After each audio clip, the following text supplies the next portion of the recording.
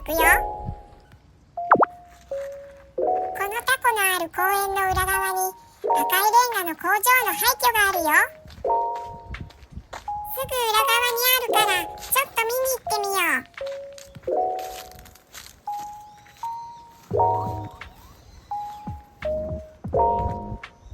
見えてきた。本来ならもっと障害物なしでよく見えてたんだけど、この廃墟は廃墟でありながら映画のロケで使われることもよくあるそうで、多分また使われるみたい。これだけの木材を使ってパネルなのか看板なのか何か映画のセットが作ってあるっぽい。フェンスの上の方は有刺鉄線が施されてて入っちゃダメって圧を感じるよ。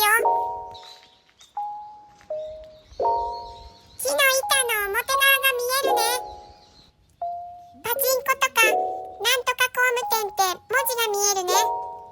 昭和レトロな看板が赤レンガの建物にマッチしているね。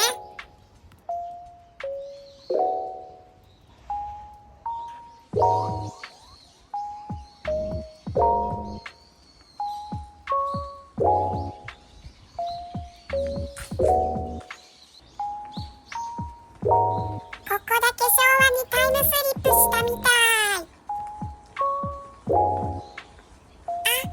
昭和っぽいけどこの建物は明治29年に建てられたんだって。明治は45年まで続いたからね。新しいものは昭和10年とかに建てられたらしい。僕こういう古い建物が大好きなんだ。さっきの角度からだと板がすごくてよく見えなかったからその裏側に回ってみたよ。少し距離があるけどよく見えるね。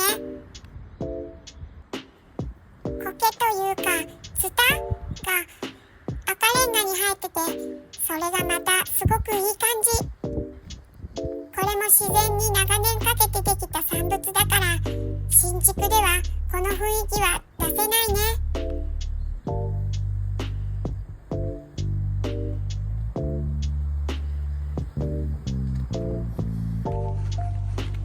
さらに回り込んでみるよ。なかなか広いなあ。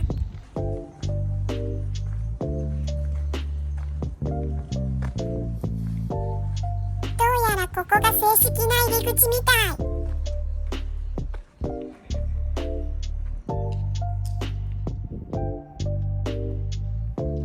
こっちの方が距離はあるけどよく見えるね。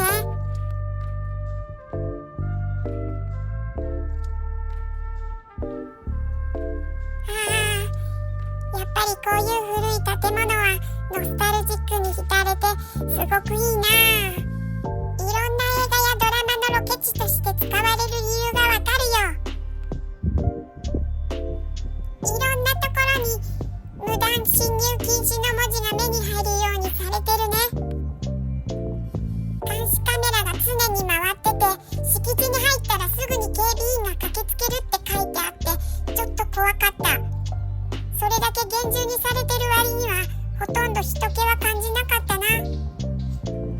ブログを書いてる人のを読んだら外からの見学ならできるって書いてあったけど、あくまでも自己責任でってなってたから、万が一この動画が消されてたら察してください。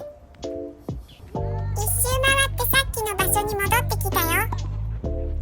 休日のテニスを楽しむ人たちのにぎわってる声がするけど、地元の人たちはあんまこの建物に注目しているようではなくて、知る人ぞ知るレトロな廃墟って感じ。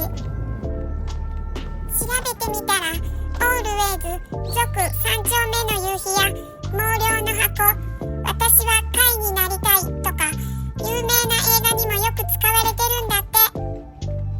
確かに時代を感じさせるこの建物は重宝されそうだね。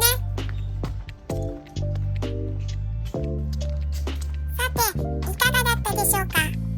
過去の産物廃墟でありながら現代でも活用される生きた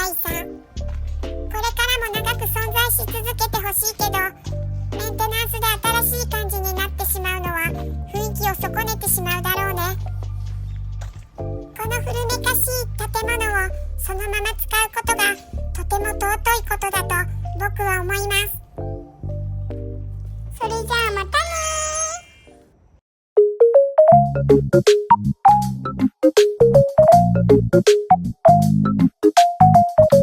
ー。